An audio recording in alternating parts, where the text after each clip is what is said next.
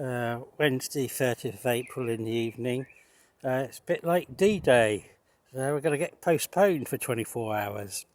So I got the lager out and I brought my bag with me, but I forgot to put the lager in the bag. So the beer slugs will be delayed for 24 hours. I suppose I really ought to be cutting my grass, particularly along the edge. So I think my neighbour here, he doesn't bother with the grass either. So when I cut my grass, I cut his grass as well. And Jonathan sometimes gets the lawnmower out.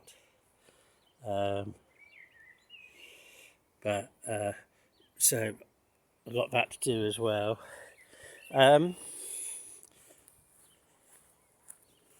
These snack peppers here, these are looking yellow. So I can't remember whether I gave them any chicken manure pellets at the same time I gave the garlic chicken manure pellets. So I'll bring some of that along tomorrow. The problem is if I give them chicken manure pellets, I also then have to water these as well. These will probably be those Japanese onions that were planted in the autumn. So it looks like I do actually have some broad beans here. And that's the Great Onion Growing Challenge contender. Right, so like this is the bit that's all covered in grass. This is sort of like mentally preying on me because I need to come here and do some hard graft to weed all this. The thing is, for me, I'd find it just as easy just to get all over as to weed it.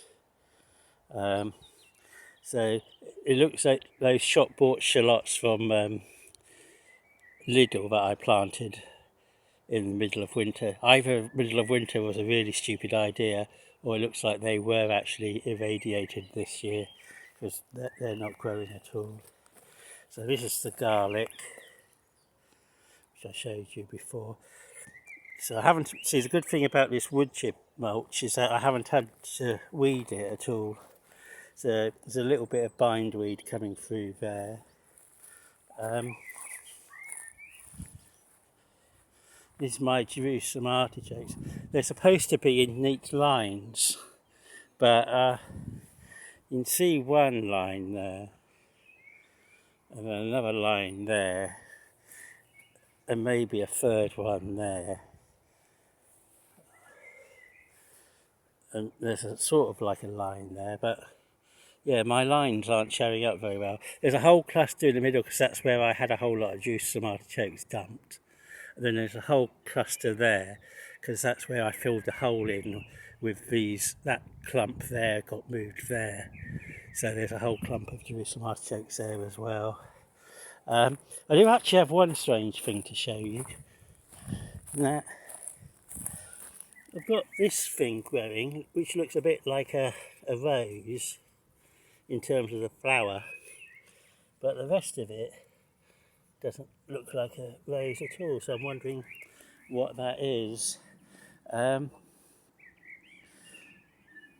knew that was a gooseberry, and I assumed that nearly everything else I was moving over here were raspberries, but that's obviously some berry of some kind, currant.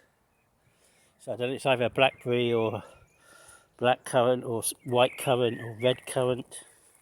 And same here, I assumed everything here was raspberries as well.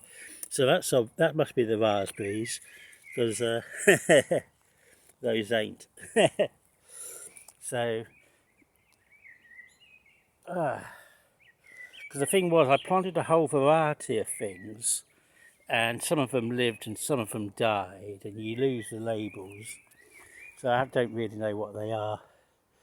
Right, so I need to do work on this allotment. Things doesn't actually need to do too much work, so that's why I'm putting it off, because I can always put it off, because I'm also putting off delaying planting things here, because I've mainly got warm weather crops, and we're now going to have 3 days next week where it goes down to 5 Celsius at night. So I'm still holding and hoarding things at home at the moment.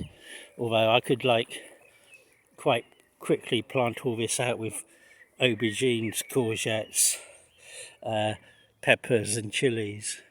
But the main thing I need to do is sort out this supposed onion bed that I've got.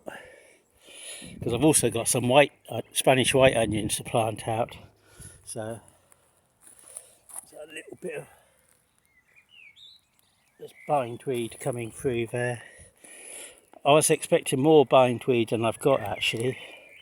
So that's just that would be a quick job, just going through these beds doing the weeding, because the wood chip covers up most of it and don't actually get weeds. So more.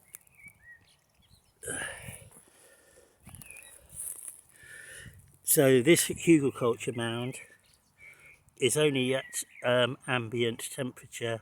It never actually got warm inside it at any stage.